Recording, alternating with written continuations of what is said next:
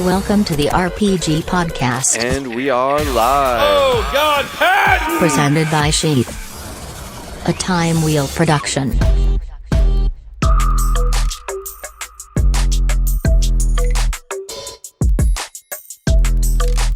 Absolutely, man. I agree. It's been a long time coming. I've been wanting to get together with you guys as well. I've been watching you guys a lot, though. You've been doing a crap ton of work on social media and getting with a lot of big name people. It's really cool to see that.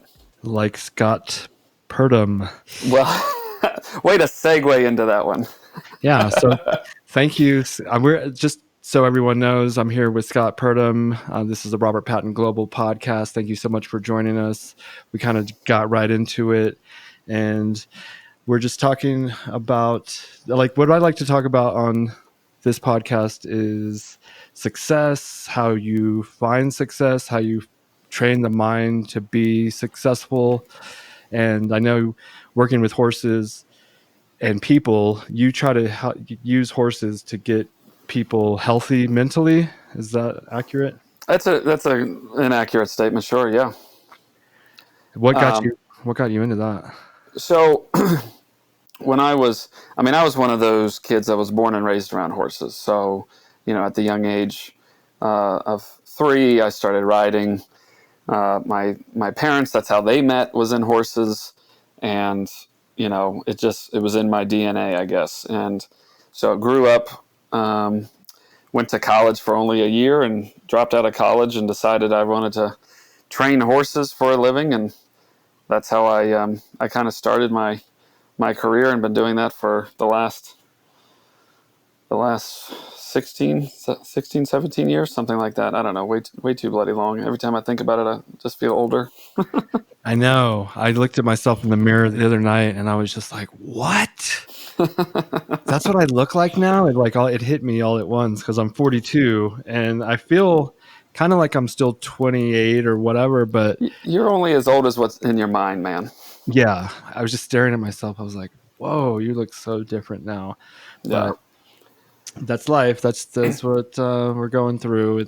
I'm trying to fight it with some, different little like stem cells and cold ice baths and all these different, biohacking techniques to try to keep my youth.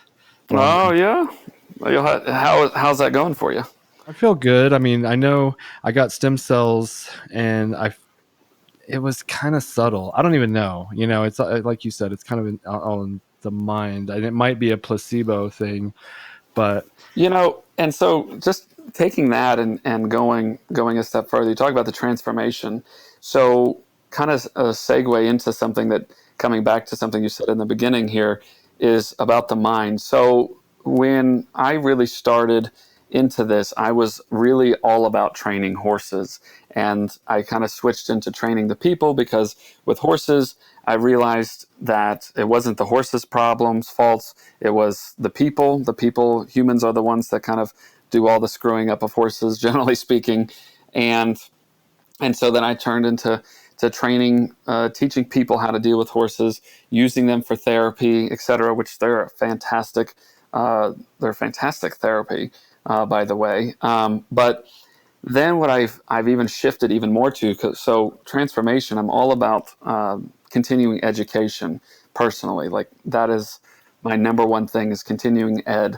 And one of the things that I've really been growing into is understanding the human mind and how it relates to the horses. And I just got done traveling around, even during this COVID. I just got back from Alaska and Washington just a week ago, and I just did a whole series of clinics and workshops and rearranged my entire thing to be about the human mind and how communication errors due to the mind and how fear and so forth can shut people down. And by changing that narrative in the human mind and in their story, can change how essentially how you communicate with your horse. And so anyway, the mindset is such a huge thing that, transforming yourself. You listen to me on the mic even 5 years ago. I don't sound like I sound now because understanding that mindset. I used to get so nervous when I would get on a microphone, and they still do sometimes. I'm not as nervous with you because I feel like we've sort of met before, but I did a podcast a couple weeks ago with this. He teaches like meditation Sure. and yoga and all these different modalities of therapy for the mind, the body. And anyways, I don't know why, but I was like super nervous talking to him. But I told him up front, I was like, look, I'll ease into it in like 5 minutes. Just bear with me. And because I was breathing really shallow, like uncomfortable, like nervous breathing. And so it That's still interesting. happens. Yeah. Well, that is interesting. How the breath plays a part in the mental. Such a huge role, yeah. Yeah. What do you practice? Any sort of breathing or meditation? Absolutely. I'll do a lot of different priming exercises, which is kind of quick breathing type thing to try to get. I've really been working a lot personally on putting myself in a peak state to continue things, such as motivation, trying to push me to continue motivation every single day. Because I mean, when you work for your own business.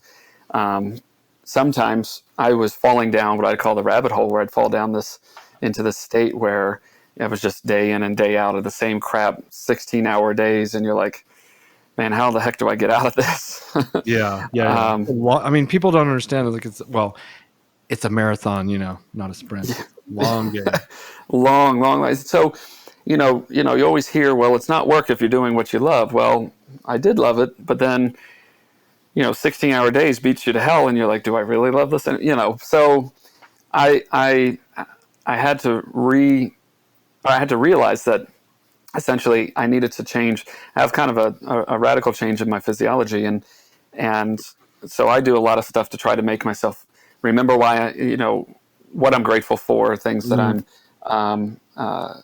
things that I'm excited about, and just put myself in a positive state, not just positive state, but just in a peak state where I'm ready to take on the day and take on whatever kind of comes my way, but it being that in a positive place. And I think that that's really been a big thing. And one of the breathing techniques that I even tell people, I deal with a lot of people with fear and anxieties.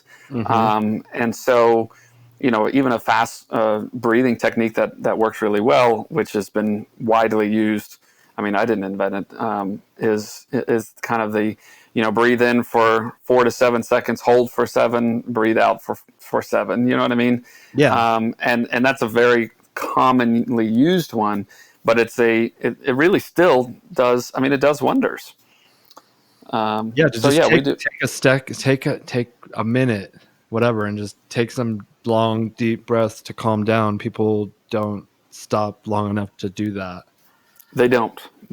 And so we try to practice that a little bit more. And, even through our own business, we've been changing a lot to really trying to push to a more motivational place, and understanding that everything has to do with your own state of mind. You want to be a good horse trainer, or a good, a good person for that matter. You need to change your state of mind, to be able to be that way.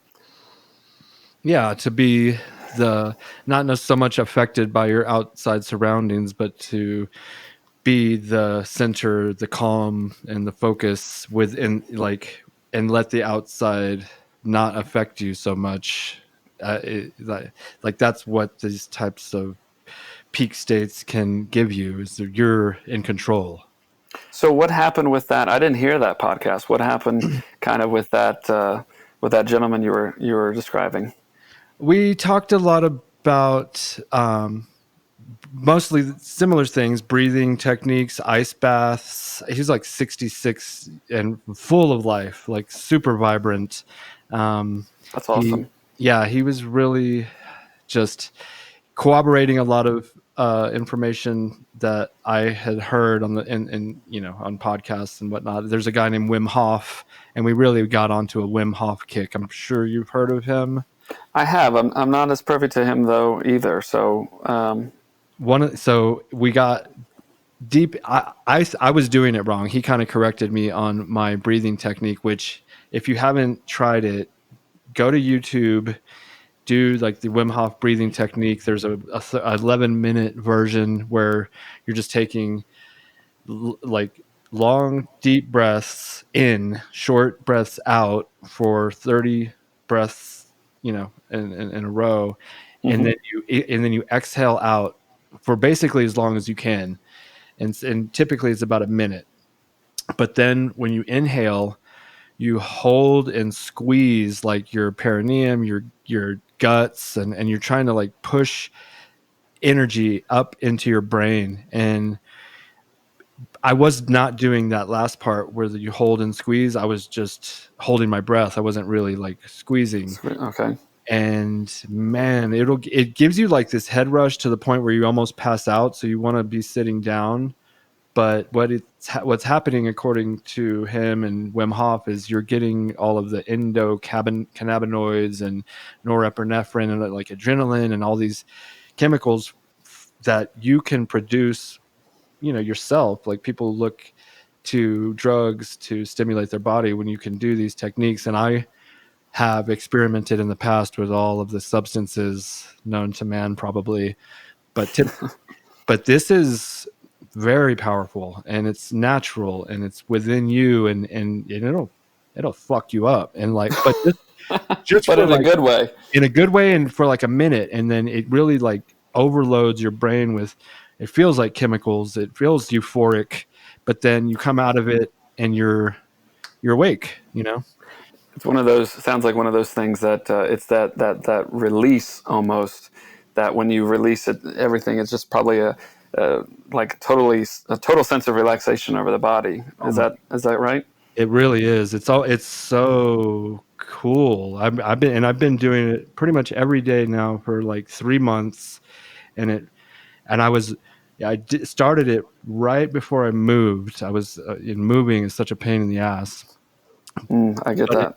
But it gave me a lot of energy to go through the whole moving process. And we had to we remodeled the house, and it's been about 90 days, let's say, and the house is finally remodeled and we're finally getting situated, and I'm still doing it. And now I'm adding the ice baths, and that takes it to a whole nother level of focus, just dealing with stress and sticking in it.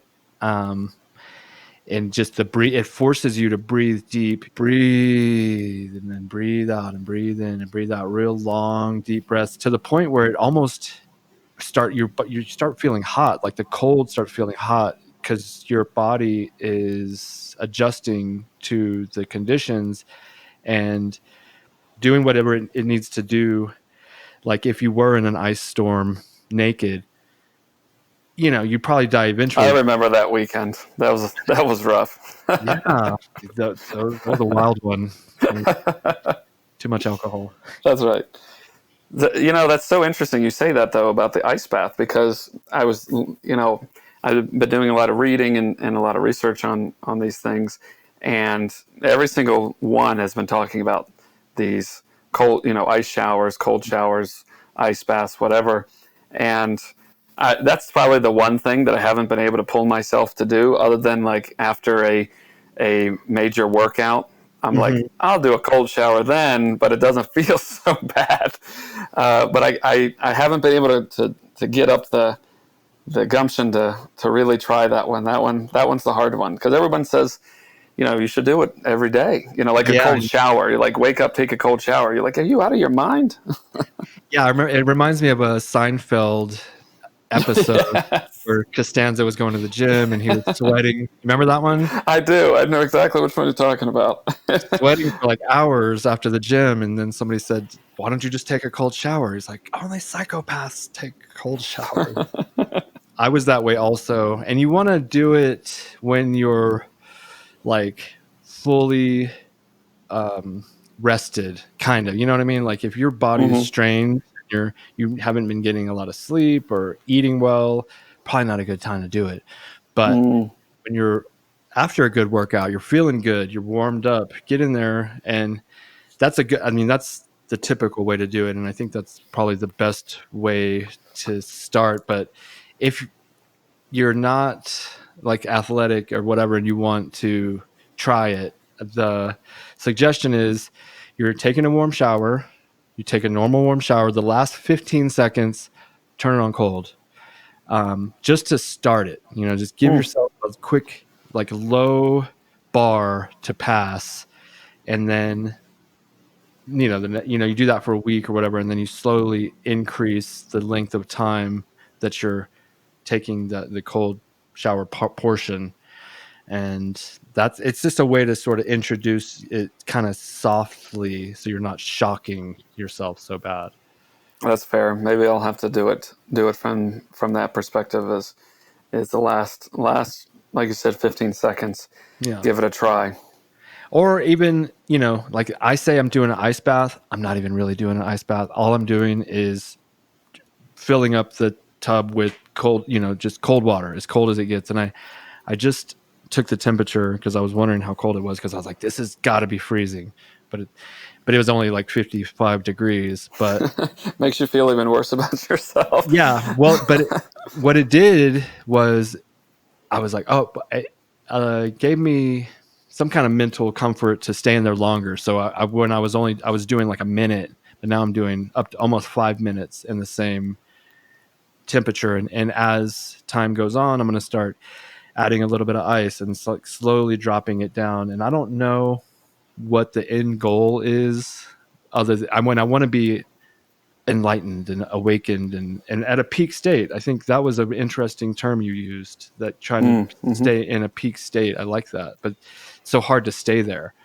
Oh, it's very hard to stay there, unless you can really learn things of how to anchor yourself, how to get yourself to a place that every time you're starting to feel down, being able to have almost a button to push to bring you back to that state, which is, it's possible. It's just really hard. What is your button? I actually put it on my, literally is a button that I put on myself, which is on my shoulder. That essentially what it is you are to come up with something. So here's the thing about the mind, and I'm sure you may know this, but your mind can't hold two emotions at once, right? It's impossible. You can't be angry and happy at the same time. You can't be, in a sense, fearful and fully laughing, like fully engaged laughing at the same time. So essentially what you want to do is you want to sit there and you want to think about what are the things, and I start first with telling people, like, what is the happy, think of something happy. Think of some of the things, something that made you the most happy. Sometimes it's, it's marriage, it's having your first kid. Or, I mean, marriage could be the saddest thing. No. But no, I mean, think about the happiest thing in your in your life that's happened. And then what you want to do is, when you start feeling that way, you start thinking about that, you should start immediately feeling a little bit of a difference. Like, you should start feeling yourself almost a little bit more confident. If you're feeling down in the dumps, you're going to have things like slouched shoulders, hunched over. Your talking is kind of like this, and you're kind of, I'm just not feeling good. But if you kind of start to bring that up and think of those happy thoughts, you start to get to a place where you kind of are talking kind of how I am right now, a little bit more rapid. And then during this time, as you're doing it, every once in a while, you want to kind of press onto a specific spot. It can be anywhere. You can press your fingers together. You can touch your knee. It really doesn't matter where the location is. But essentially, you touch this area multiple times as you're going through this happy feeling and happy state. Then take it the next step further. As I try to tell people, think about the time that you literally laughed like the hardest you can possibly laugh, like something that literally almost made you pee your pants, laughter. And if somebody truly finds it while they're thinking about it, they will laugh. They will come to that state and they will be laughing. And so when you're in that state laughing, you want to really start to put that anchor down where you're pressing on your shoulder every time you have that feeling of laughter. And then if you do this for a few moments, pardon me, you do this for a few moments, what you'll start to notice is even after that moment has passed, if you press your shoulder, or I mean, it's my case, it's my shoulder. If you press that spot, you will notice you will instantly go back into that state of mind if you truly got there to begin with, and if you anchored it well enough. So it's not just touching yourself once, it's kind of pressing down, letting go, get in that state, press down, let go, and do it in such a multitude of times that when you press it again and you're out of that place, it puts you back into it. Like, for example, my funny thought is we were my whole team and I went out for a trail ride not too long ago, and so I use this one a lot. My whole team and I went out, and there's this one woman who works for me. She likes to kind of screw around and try to do things to anger me. So she we were riding, she knocked my hat off, so she knows that I take it a step further. So I pushed her off the horse. Oh my God. Awesome. In a fun way. She didn't hurt herself. I didn't, of course. I mean, she didn't go to the hospital, hurt her. No, but she, so then she's trying to get back on her horse. And because she was screwing around with us, there was like 5 of us, and we all just kind of took off with our horses. And so it would make her horse like really difficult to try to get on because her horse wanted to be with us. Yep. And so she got angry and she just started walking. And what was funny was she knew if she tried to get on, we'd screw with her. But she was looking back, bitching at us about something, and she was walking with her horse. There was somebody in front of us who saw that she was looking back, and the person in front literally stopped the horse. And this woman, she went face first into the horse's ass, just like a cartoon, like face shoved into the horse's ass. And every time it just, we were dying. And so I use that as my putting myself into a peak state. I get into that place and I'm like, I'm ready to take on the world. That is beautiful. That is I was taking some notes, and you were talking about the happy moment in your life, and I was thinking, of course, the marriage, kid thing, of course, but then I was like, what about the game, like a game-winning shot? Yeah. Or you're like in front of a crowd, you're like the rock star, your hands are up in the air, you're like, the crowd goes wild. Yes. And so that's cool. I like this idea because I need a button myself so that I can compose myself when I need to, because I'm a Pisces, which is astrology, and people think that's woo woo, but I'm like super emotional. Like I'll cry on a commercial or something, like just things hit me on an emotional level. Do you have kids? I have a daughter. Okay. How old is your daughter? 19. 19. So kids are like a big turning point of that too, though. So for example, even myself, I was certainly this they say that women go through a lot of changes, right? Not only physically when they have kids, but of course emotionally, right? But men do as well. And I would say, even from my own personal standpoint, I was not an overly emotional person, but after having kids, I noticed that state of my own just increases. I'll watch a commercial that has kids on it doing something sweet, sweet, right? And then I start tearing up like a little child, and I think, what in God's name is wrong with me? But I noticed that state has changed since then, and I don't know whether you could go date back and even correlate that as a time that. Not saying that wasn't you completely in the beginning, but maybe that's something that helped create that change to be even more than what it is, or more than what it was, I should say. I could see that because you're identifying with these scenarios that you would not have identified with prior to having a kid, but you're like, that it touches you in a way where it's like, just whatever that is, those emotions are such a strange human characteristic. And some like laughter, what you just said, how it can give you energy to take on the day. I was listening to Joe Rogan podcast, sorry everyone, Well, you're putting a lot of plugs into his. Can we put a plug into my own podcast? Yes. No. Yeah. I noticed that you do have your own podcast, and I mean, Advantage Horsemanship is. It's called Horse and Home Podcast. Yeah, because if you look up Advantage Horsemanship, you probably won't find it on like Apple Podcasts or whatever. But it's just called Horse and Home Podcast there, and it's dealing with a lot of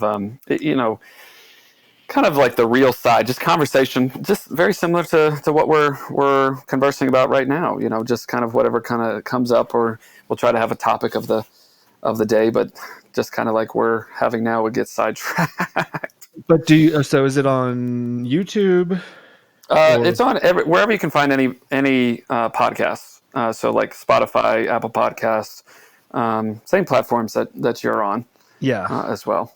Okay. Yeah. But if you look up Advantage Horsemanship anywhere else, you'll find our YouTube channel, our stuff, and then we have a TV show as well. Since we're doing all the plugs, get that over with now. But we have I have a TV show on a channel network called RFD TV. So like if you get Direct TV, even in the basic package, you'll get RFD TV on Dish Network, etc. And so yeah, we have and that's called Advantage Horsemanship TV, where we're working, teaching, training things. But between you, me, and the everyone listening, I'd really would love to take the TV show that we've had, and I've gone for years teaching training techniques and so forth. But I'd love to really try to change it to a little bit more about motivational pieces or entertainment pieces. I just don't have the funding and the network to have the camera shoots that I would need to make that happen. Does that make sense?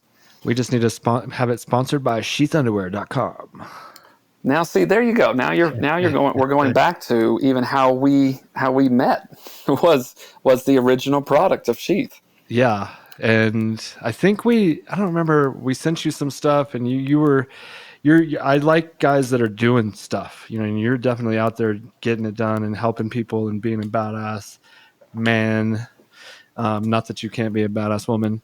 Anyways, because we want badass people representing our product. And I remember you had reached out, and we were doing some things, and then it kind of, time, life. Yeah, faded off. Right. I mean, we, just like anything else, this was something that, I wanted to, I just wanted to promote you for the product that you all had. And, I know that this podcast isn't necessarily talking about trying to talk about products, but just as a real quick thing, I do have to, because I'm not certain if I even truly thanked you for creating it, and I have to thank you for something else with this.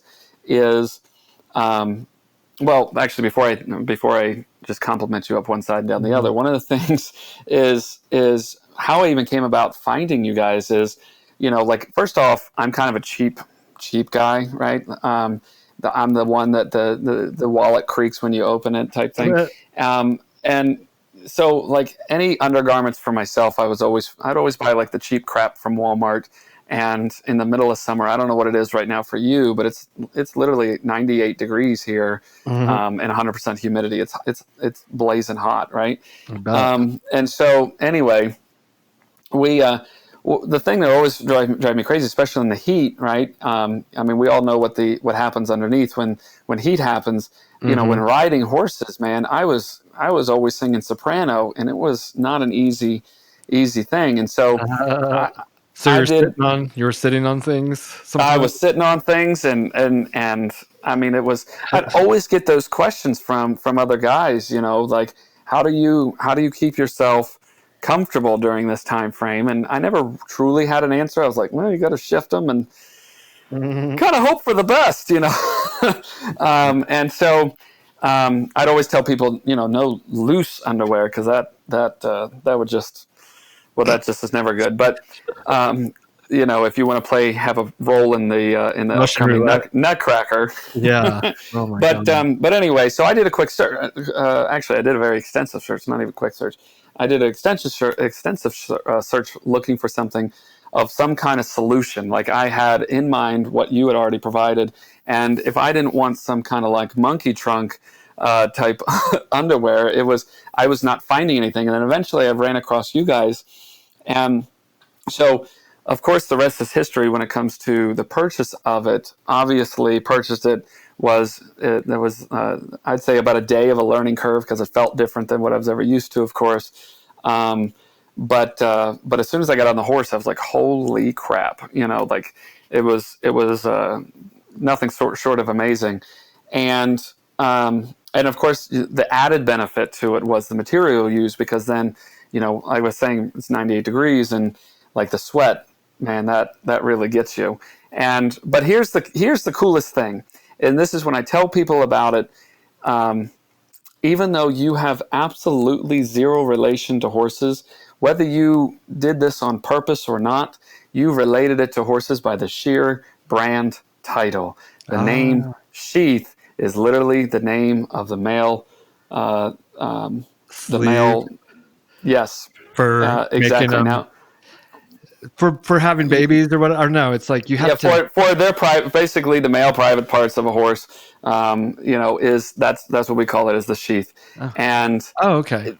And literally just everybody in the horse world knows the name SHEATH, but not necessarily from your underwear. But can you see how easy that relation becomes? Yeah. And so whether you realized it or not, you gave me a perfect name, because you didn't make it some weird, stripper name. You made it you made it a perfect name for the horse world. And so I personally thank you for that as well. But anyway, I know we went through a couple of different names, and I just want to just agree with you that SHEATH it was a perfect name, because we were thinking junk drawers and Southern Comfort and a couple other like kind of just dorky names, because it sounds masculine, it sounds hard, cool. I don't know, it does work. And I didn't come up with it. That's why I can kind of give it props, because my brother, we were thinking about it for like 6 months. He came up with it, he didn't call me and say, hey, I came up with a new name. He called me and he just goes, SHEATH. And I was like, yes. And that was it. That's perfect. When it's there, it's just perfect. Anyway, you guys came up with a great product, great name, and all of that. But anyway, yeah, that's kind of where we're headed, is in that direction, and trying to get up our production value, because we really want to take that to a new level. But I also sidetracked you from, you were talking about Joe Rogan, so I didn't mean to do that. Well, so you were talking about the button pushing and the happy place, but you have to seal it off with a laughter moment, Yes. And he had a guest on recently. It's probably about 3 episodes back. Just look for a neuroscience guy, and they were talking about how just basically laughter triggers different chemical releases in your body that will give you energy. So I was basically just corroborating. I think I've used that word 3 times now. What you said, and I want people to take that seriously and maybe laugh more, because it'll make you feel better. You'll have more energy, and you can don't be so serious, all the time. Everything's so serious these days. Everyone's quick to be offended, instead of just if somebody called me a hillbilly because I lost my tooth and I just so happen to live in the hills, it might be funny or I could be offended, and it's just like, just relax, people. Come on. Anyways. But no, you're right. No, you're right, because my 11-year-old son, he's been a bit late to lose his teeth, and all of a sudden they're like all falling out. He literally has, I think, 8 teeth missing right now. So he's got one growing in like right in the middle. He's like Bucktooth Joe, Nice. But I hope he's not taking offense to it, because he laughs at it. But and we explained to him we're only teasing him, and but yeah, you gotta kind of laugh at that. Like you look at him now, he's like he's got this overbite buck tooth, and you're like, oh my gosh, it just kind of all happened at once for him for some reason. But I think he knows the feeling you're talking about. Yeah, and I mean, somebody recent, people, my boys, my buddies, my guy friends, we'll like jab each other and talk shit, but it's never serious. And maybe you can't do that with strangers, but I just feel like laughter is the best medicine. Nothing new. Yeah, you can if you know how to do it, right? It's knowing how to communicate with those things. I think the biggest thing is like my wife says it perfectly. She told me this one time because I never really thought about it like this until she said it. But she said, Scott, you have a way to tell somebody to kiss your ass, and they will not only do it, but do it happily and laughing at the same time. But if I tell someone to kiss my ass, this is coming from her. She says people are ready to fight. and I think it's so true. Just that idea of how you say things. So like you can tell a complete stranger to shove off, but if it all comes down to tone and the way you say things that makes the biggest difference in the world, which kind of comes back to even segues back into the horse bit of it. That's the biggest problem that people have. It's not always what they say. It's not what training program they use. It's how they say it. And then the horse interprets it in such a way that is either positive or negative. And like body, what's that called? Language? You have body language. So people are always talking about body language, but what horses listen to even higher than that is and people do this as well, we just aren't as aware of it all the time, is body energy. Energy is something that we don't realize what kind of energy we give off most of the time. And so horses really pick up on that energy more than they pick up on body language. See, we as humans are very narrow-minded in everything that we see. We don't always see the bigger picture. So for example, with horses and people, by the way, you can kind of associate the two. I'm going to give a horse example, but you can hopefully see it from the people as well. Is like a horse when they get angry about something, or they want you to get out of their space or whatever, they'll pin their ears back and they'll tighten their eyes, and you can see this visual thing that says, I'm not happy about something, right? And then after that comes like the attack of some kind, whether they turn and kick or lunge at you, something like that. Not that horses usually do this to humans as much, but they'll do it to each other. But what you don't see, this is what humans see. We see this, and we're like, well, this is how we should communicate with our horse. We should do these crouching tiger, hidden dragon type maneuvers to try to get our horse to listen to us, because we're using the same body language, because we can't physically pin our ears the same way. But what you don't see is what happened moments before that, and the energy that was presented that the horse showed to others, which is very similar to humans. We don't see the energy that was being brought to us, or maybe we did, and we get a feeling, right? Have you ever walked into the house, right? You said about your wife, right? And we're going to throw her under the bus for a moment, but have you ever walked into the house and known, without even seeing her, that you're in trouble? Yes, right? That's not, she hasn't shown you any body language, right? But you can feel the energy in the house that something's wrong. And that energy is, I'm a big believer in it. And that energy is something that we can we show off, and we don't always realize it when we get to the barn or we get to someone's house and we're providing this negative energy, and you're wondering why your horse is bad, or why your friend's an asshole to you, or whatever, or it's usually starts from within you in the communication you give off.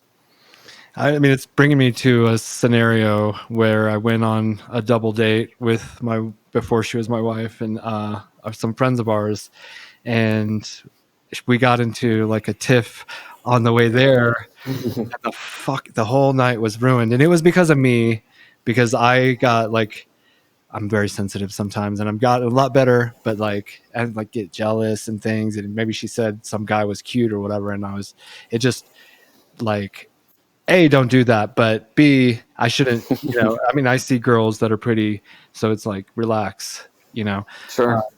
but it's just that energy. It just, if your energy is off, it's so it's like contagious, or it's definitely noticeable, and it doesn't make for a good time. If I had that button pressing.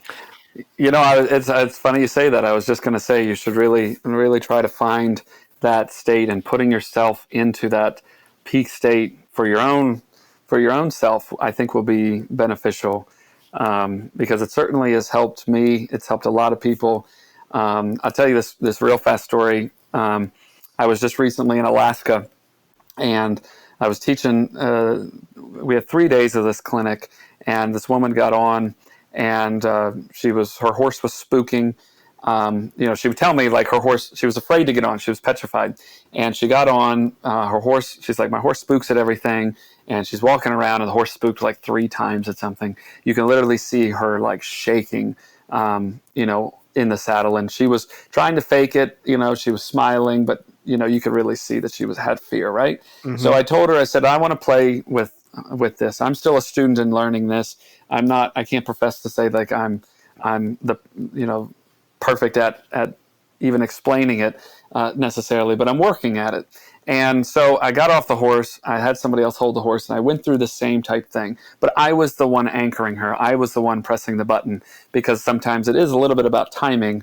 You need to be able to, when you feel that person get into that state, you need to be able to anchor it then. If you do it too early, it doesn't do anything for you. And long story short, it took me, she was a little bit tougher than what I was used to. I'd already worked on maybe 15 people at that point. So I wasn't, I can't say that I've done this to a ton of people. But from the research that I've done, of course, I know it works. But anyway, the people I've worked on, it's worked with. But this woman, she was making me go a little deeper, because the moment I thought we were done, she went to go put her foot back in the stirrup, and you could just see her hand shaking. And I was like, well, crap, I missed something. I've got to backtrack a little bit. And I worked through it, and honestly, I was ad-libbing the whole thing, and I don't even fully remember what I said, but what I said at that moment worked, because I was able to get her to get on, and throughout that day, she was then able to walk, trot, canter her horse that she was petrified to even walk with. I was able to get her to walk, trot, canter, and her horse never spooked again the entire rest of the weekend. And it was wicked cool. If her energy's off, the horse energy's off. If her energy's calm, exactly, the horse will be calm. Is that kind of what you're saying? Exactly. Horses are, generally speaking, a reflection upon us, which is why horses are such great for therapy, for things, soldiers coming back from war, PTSD and so forth, to really recognize what you are, the energy you are giving off, right? I'm sure you've heard of how horses have been used in therapy for victims of PTSD, and it's been widely praised and used to helping people not necessarily overcome, but get through it, manage it, if that makes sense, and to some overcome it. When people are in a certain state, right, PTSD doesn't just go away.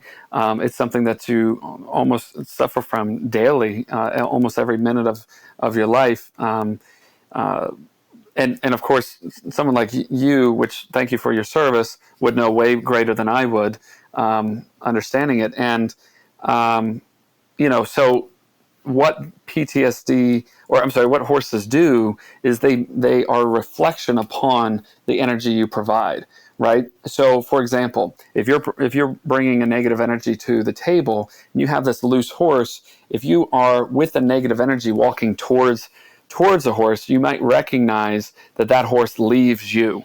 Like, you go towards it, the horse walks away, right? And so then the question is, well, why won't this horse come to me? Well, the horse senses the energy from within and doesn't want to be a part of it. Horses are a lot more simple creature than humans. Like, for example, horses don't have what's called a prefrontal cortex, which makes makes things, they're a lot more blunt in kind of an easy way of saying this. They're a lot more blunt in saying, well, I feel this, I don't want to be around it, so I leave. Right? Humans will, we don't we want to be feel the rude energy, or but we're like, something. okay, we're going to sit through this conversation. Yeah, exactly. And horses, that's not how they are. So, for example, they would leave. And so essentially then what's in process is learning, okay, how do I change my physiological state to that of a relaxed, a calm state, to be able to have that ability to walk up to the horse and the horse stays. And so what's been really cool is watching horses that when people go through this and you can literally see the change in them, that you will get horses that will, instead of you going up to them, the horse will then offer itself to the human, to the person, and come right up to them. And it's been wicked cool to see things like that happen, and how that person or that horse, sorry, is that reflection upon what the horse, upon what the human is feeling and thinking at that moment. Yeah, that's fascinating. I have PTSD and I don't sleep. Like, it's so hard for me to like let go. Like, probably go smoke some marijuana. Sorry, anyone. But it really doesn't even help, to be honest. Like, I use it as a thing to help me relax, but at this point, I don't even know what it's doing other than just. Well, that's essentially because you're not getting to the actual problem. You're not getting down to it. You use, so many people use substances to try, whether it be, like you're saying, people use marijuana, they use other substances, they go to get actual prescription drugs, and it might, because it's a chemical, you're changing that chemical imbalance. It might help you momentarily, but you're not getting to the root of the problem, which is what you need to be able to do to help. And whether or not, I mean, some people say you can overcome it. I'm uncertain whether it's a fully overcome thing or it's a constant state of work. I can't form a full opinion on it, because I can also say I've never had to deal with such an unfortunate thing that you go through. So I can't even begin to imagine what you go through. And anybody who says they understand it, who's never been in that situation, that's full of shit. Yeah, but it's weird because I don't like talking about it. I don't even know, like, if I have it, I guess, because I can't sleep, and I used to be able to sleep. So something clearly happened. Something is off, but I don't know how to get down to the root. I don't know what the root is. I don't have nightmares of my buddy getting blown up, or, none of my friends died over there. Right. But sometimes it's as quick as something there's so many different things that trigger in the brain, between visual, auditory, kinesthetic, right? Something, a feel, a touch, a word that's said that you may not be in your mind consciously relatable to, to something that happened over there, but it can instantly make you switch over. Smells is a good one. Like, have you ever smelled a smell and then all of a sudden had like either a memory? It brings you back, like a just memory, like the pine back. trees here. I used to live in Georgia, and there's like the pine trees there. So I'm in Colorado now, but as we take our morning walks, I'm like, the pine. It reminds me of like when I was 12 playing hide and seek in the woods with my friends. Right. So think about just that smell in and of itself. See, the brain is not designed, by the way, to appease you. It's not designed to make you happy. It's designed to keep you alive. Right. So you take that's a positive memory for you. So your brain ends up taking this and saying it recognizes that smell, brings back that memory. Well, the same kind of thing happens in reverse, in a negative way, I should say, is some kind of sound, noise, whatever. It could be a creak in the house. It could be something, or something that even in your own dream, in your own subconscious, that you think that you're smelling. Right? You could. I could almost put you in a hypnotic state of mind that we could be talking about a certain type of food, of your favorite food, and you could literally sit here and taste that food and smell that food, even though there's absolutely no food in front of you. And so if your brain can do something like that, your brain has the ability to then bring up the negative and play it against you. And so that's kind of, in my sense, kind of the root of the problem that even I try to find with people with horses is, you might have a fear of a horse and people are always looking at the front, right? Even kind of what you just said is like, well, I don't think about my buddy getting blown up. I don't think about X, Y, or Z. So why am I feeling this? Well, it's something that's more probably happening in the subconscious with, one of those few things, auditory, visual, kinesthetic type of using those feelings, essentially those coming back to you, if that makes sense. I kind of rambled on at the end there, but so yeah, I you get to that actual real root of it. That's when things could possibly start to change for you, and that's just, and like I said, I'm still learning a lot of this stuff, but I find it to be really cool how you can work towards getting over it. But that's where horses jump starts it, because horses kind of mirror that and make you see what it is that you're projecting. That's what I wanted to talk about, and we're gonna have to wrap it up shortly. But so the horse acts like a mirror for your feelings. Let's say, I'm gonna try to use my own words, and then you can see that on the outside and sort of tweak yourself accordingly, or try to, if you will, that is to where, and then if the horse becomes calm, then you're moving in the right direction, and you can, it's like a guide or a tuning fork, or I don't know.